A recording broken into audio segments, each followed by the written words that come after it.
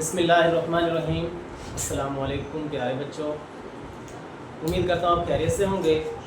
तो आज हम first year physics chapter number 2 का एक लॉन्ग क्वेश्चन करने लगे हैं, इलास्टिक कोलिजन इन 2 डायमेंशन।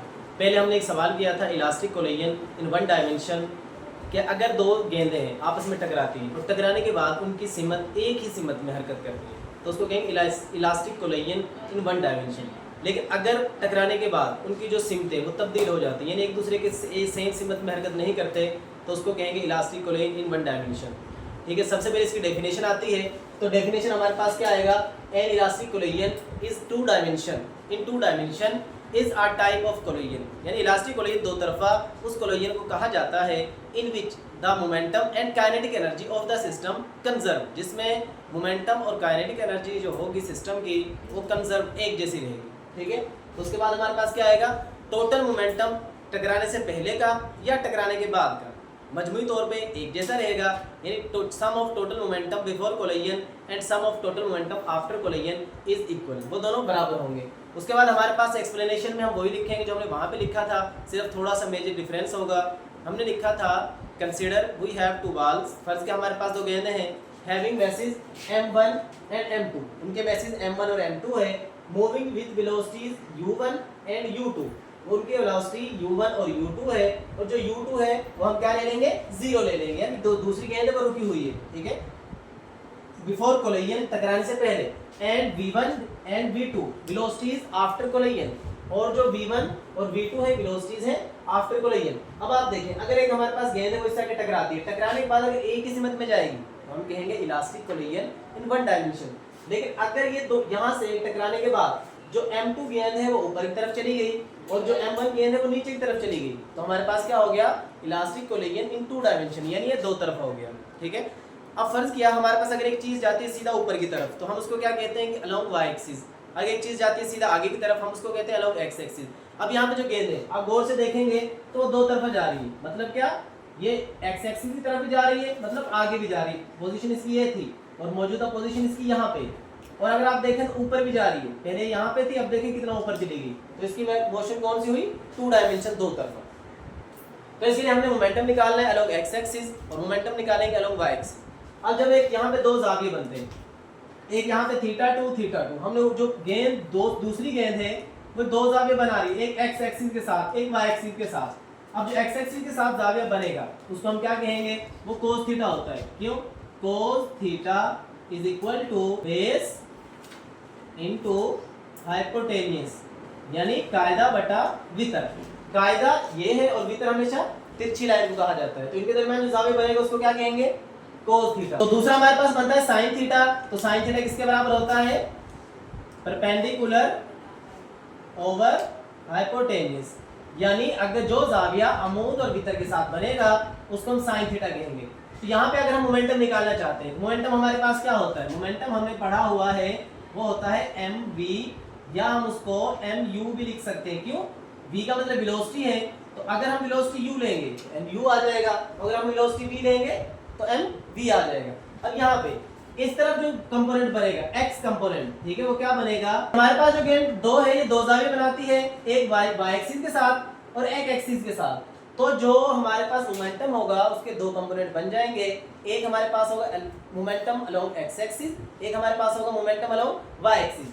अब जो x एक्सिस के साथ जाविया बनता है वो क्या होता है, हम कहेंगे m2 v2 cos थीटा 2, क्योंकि हमने थीटा लिया है, और जो y एक्सिस के गिर्द होगा वर्टिकल कंपोनेंट होता है sin थीटा, तो m2 v2 और हमारे पास क्या आ जाएगा, sin थीटा। दूसरा जो हमारे पास है, पहली गेंद थी वो भी दो जाविये बनाती है, एक यहाँ पे थीटा 1 और यहाँ पे क्या बनेगा, ये भी थीटा 1। तो जो x एक्सिस के साथ होगा उसको हम क्या कहेंगे, m1 v1 cos थीटा 1, और जो y एक्सिस के साथ होगा उसको क्या कहेंगे, m2, यहाँ पे हमारे पास आएगा m1 v1 sin थीटा 1, यानी पहली गेंद के दो कंपोनेंट होंगे, m1 v1 cos थीटा 2, दूसरी गेंद के भी दो कंपोनेंट होंगे। ठीक है, x एक्सिस की तरफ होता है cos थीटा वाला कंपोनेंट और y एक्सिस की तरफ क्या होता है, sin थीटा वाला कंपोनेंट। अब हमारे पास है मोमेंटम अलोंग x एक्सिस के, x एक्सिस की तरफ हमारा मोमेंटम क्या होगा, तो टोटल इनिशियल मोमेंटम, जो टोटल मोमेंटम होगा इब्तदाई, वो बराबर होगा टोटल फाइनल मोमेंटम के।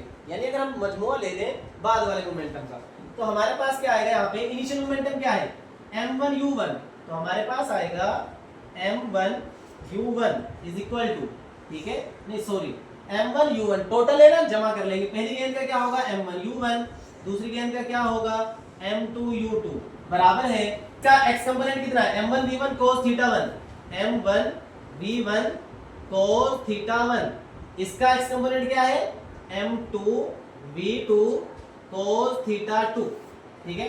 अब यहाँ पे हमारे पास हमने कहा कि दूसरी गेंद है एट रेस्ट, तो जो u है वो हमारे पास हो जाएगा 0।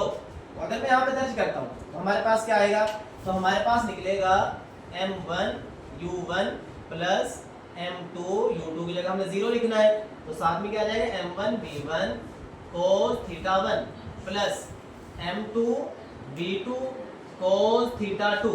अगर 0 किसी चीज से मल्टीप्लाई होगा तो वो खत्म हो जाती है, तो हमारे पास आ गया m1 is equal m1u1 is equal to m1v1 cos θ1 plus m2v2 cos θ2।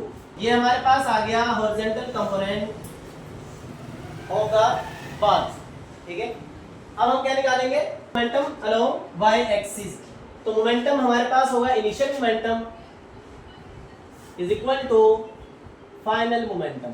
तो इनिशियल क्या होगा m1 u1 plus m2 u2 is equal to m1 v1। अब y एक्सिस है तो y कंपोनेंट क्या होता है sin थीटा, तो हम कहेंगे sin θ1, ठीक है। उसके बाद माइनस आएगा m2 v2 sin θ2। अब ये माइनस क्यों आया, क्योंकि ना देखें अब जो m2 v2 है वो ऊपर की तरफ है और m1 v1 है वो क्या है नीचे की तरफ है।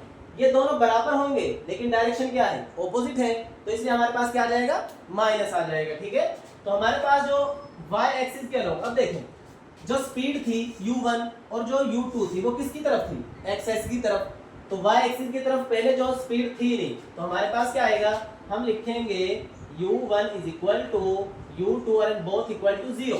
u1 u2 दोनों बराबर होंगे और किसके बराबर होंगे 0 के, क्योंकि स्पीड जो थी वो x एक्सिस की तरफ थी तो y वाला कंपोनेंट 0 होता है, ठीक है।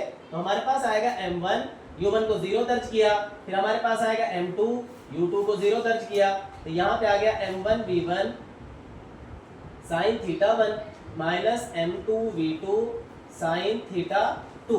तो ये सारा खत्म हो गया, तो हमारे पास आ गया 0 बराबर m1 v1 sin θ1 minus m2 v2 sin θ2। तो ये हमारे पास आ गया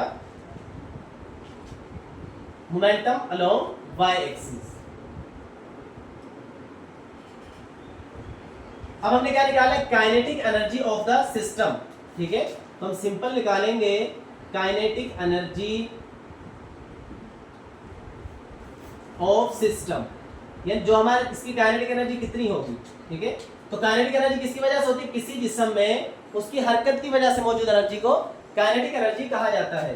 तो हमारे पास आएगा कि काइनेटिक एनर्जी जो इनिशियल होगी वो बराबर किसके होगी काइनेटिक एनर्जी फाइनल। तो अगर आप गौर से देखें तो हमारे पास आएगा 1/2 m1 u1 का स्क्वायर प्लस 1/2 m2 u2 का स्क्वायर, यानी kinetic energy before collision is equal to 1/2 m1 u1 m1 v1 का स्क्वायर प्लस 1/2 m2 v2 का स्क्वायर, ठीक है। अब जो हमारे पास u1 है वो तो हमारे पास मौजूद थी, लेकिन u2 हमारे पास क्या था 0। दूसरी गेंद की वेलोसिटी हमने कितनी रखी थी 0, दूसरी गेंद रुकी हुई है, तो हमारे पास जो u2 है वो 0 के बराबर है।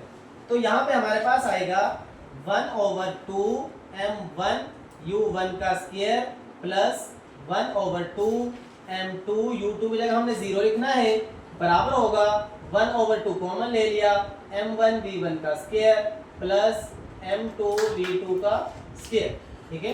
0 मल्टीप्लाई होगा तो सारी रकम खत्म हो जाएगी, तो 1/2 m1u1 का square is equal to 1/2 m1 v1 का स्क्वायर प्लस 1/2। यहाँ पे ना दोनों कॉमन लिया है तो ये हम अलग ही लिखेंगे m2 v2 का स्क्वायर। अच्छा 1/2 से 1/2 हो गया कैंसिल, तो हमारे पास आ गया m1u1 का square is equal to m1 v1 का स्क्वायर प्लस m2 v2 का स्क्वायर। तो ये हमारे पास आ गई kinetic energy of 2 dimension system, elastic coil in 2 dimension. तो उम्मीद करता हूँ आपको समझ आ गया होगा, बहुत ईजी सवाल था। मिलते हैं अगले सवाल में।